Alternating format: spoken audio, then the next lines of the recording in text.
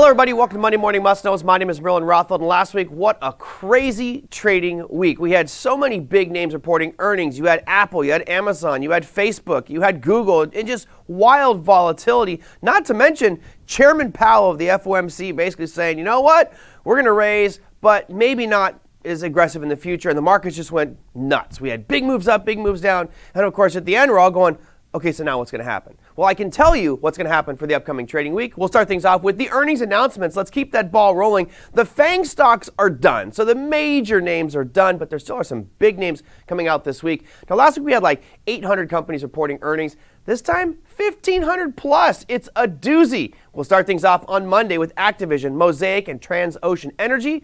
Tuesday brings us AMD, BP, PayPal, Caterpillar, Gilead Scientific, Starbucks, and EA Sports, or Electronic Arts. Wednesday brings you CVS, Energy Transfer Partners, Wynn Resorts, MetLife, and Marathon Oil and Gas. Thursday, we've got Alibaba, Square, or Block as the new name is called, Amgen, Eli Lilly, Duke Energy, and Skyworks. And Friday, rounding it out with Canopy Growth and Berkshire Hathaway. Dun, dun, dun, dun. Let's see what Warren Buffett and team can perform for this quarter. Now, that's the earnings front, and of course, there's 1,500 plus on there, and I've just cherry-picked some of the bigger names, so make sure you check out your earnings calendar so that you don't get caught off guard with a company that reports earnings.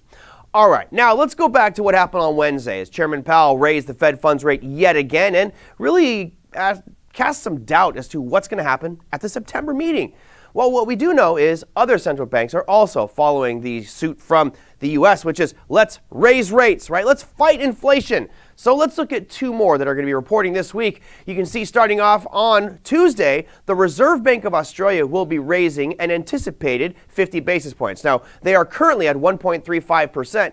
What's important there is just a couple of months ago, they were at 0.1%. So they have been aggressively raising in Australia. Right now, the expectation is they're going to jump from 1.35% up to 1.85% at this next meeting Tuesday. That's just after midnight Eastern Standard Time.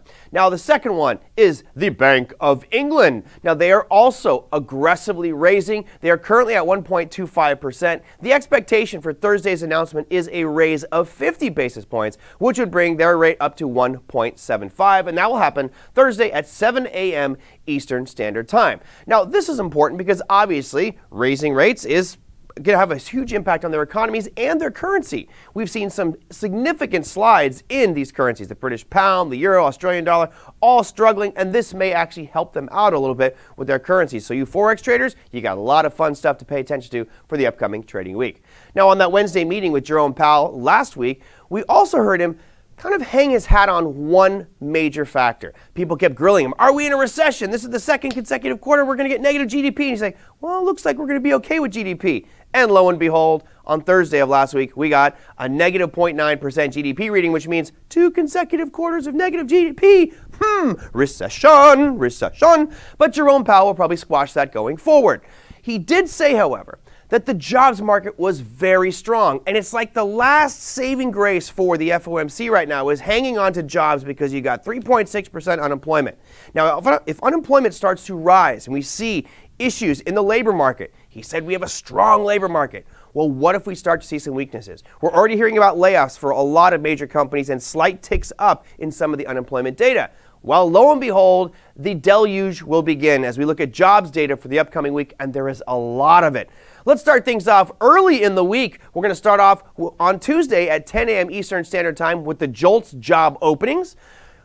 Unemployment claims will be on Thursday. Now, they're expecting actually a contraction in unemployment claims, meaning a decline, which would obviously be positive for market. That's going to be Thursday at 8:30 a.m. Eastern Standard Time. And then on Friday are the double doozies here. Non-farm employment change is at 8:30 a.m. Eastern Standard Time. That is 1 hour before the market opens.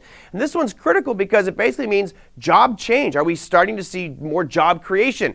The expectation is that we're going to see a contraction there, which would be important. And then finally, the big daddy, the unemployment rate itself. Now, right now, the expectations for the unemployment rate are 3.6%. And if we can keep that level, then the market should remain calm. However, any deviation above that number, if we come down below 3.6, let's say 3.5, that's going to be great. Market will be optimistic because unemployment is under control. But if we come out at, let's say, 3.7 or 3.8 or maybe 3.9 or higher, the market's going to go, the Fed may not be able to control this. We have three major factors that make up stagflation. Rising inflation, check, we've got that one. Declining GDP growth, check, we've got that one. We just got that confirmed last week. And finally, if we get rising unemployment, stagflation starts to become the topic du jour. And that may become the issue. Stagflation is a very difficult situation for an economy to get out of. So on our Friday announcement for unemployment, it is very important, probably the most important announcement for the week. Keep your eyes on that one. It's going to be a volatile one, but probably a crescendo on Friday's trading session. That, my friends, is your Monday Morning Must-Knows. We'll see you next week.